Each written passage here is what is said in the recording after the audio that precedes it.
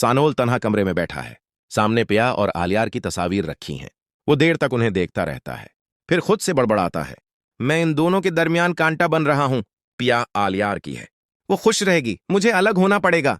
वो खामोशी से अपना बोरी बस्तर बांधता है, कमरे में एक आखिरी नजर डालता है, जाते जाते एक खत छोड़ता है, पिया तुम खुश रहो, मैं तुम्हारा साया भी नहीं बनूंगा। और सानोल वहां से निकल जाता है।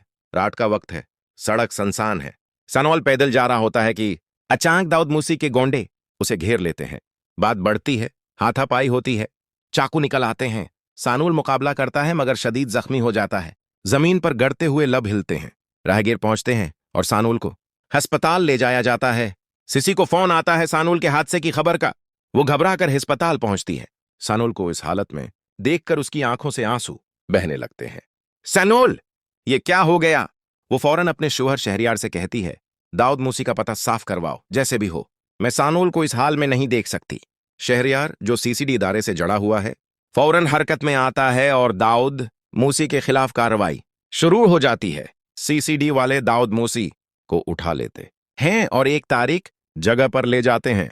वो कहते हैं ये सानोल की तरफ से है और दाऊद मूसी के नाफ में पस्तूल चला देते हैं। वो चीखता है, दर्द से तड़पता है।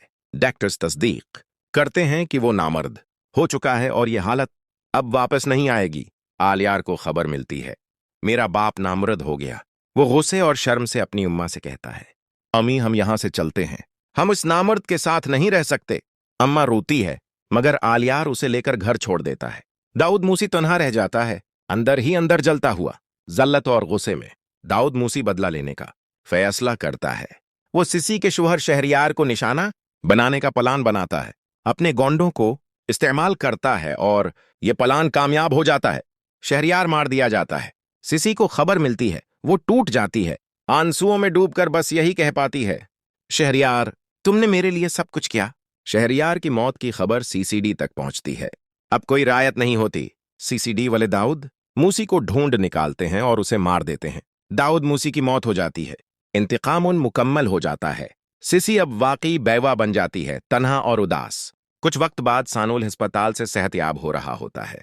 सिसी उससे मिलने आती है और कहती है, सानोल मैंने तुम्हारे लिए सब कुछ किया, अब हम अलग नहीं रह सकते। सानोल हचकचाता है मगर सिसी की कुर्बानी देखकर मान जाता है। वक्त गुजरता है और सिसी और सानोल की शादी हो जाती है। सादा सी तकरीब में सानोल कहता है, सिसी तुमने मुझे नई जिंदगी दी। दूसरी तरफ आलियार पिया के पास जाता है रोते हुए, पिया मुझे माफ कर दो, मैंने तुम्हें बहुत तकलीफ दी। पिया जवाब देती है, आलियार माजी भूल जाओ, हमारी मोहब्बत सच्ची है। आखिरकार पिया और आलियार की शादी हो जाती है। उसलम और जकिया खुशी से बरकत देते हैं। आखिर में सब किरदार अपनी अपनी जगह सुकून पा लेते हैं। सानोल और सिसी नई जिंदगी शुरू करते हैं। पिया और आलियार खुश रहते हैं।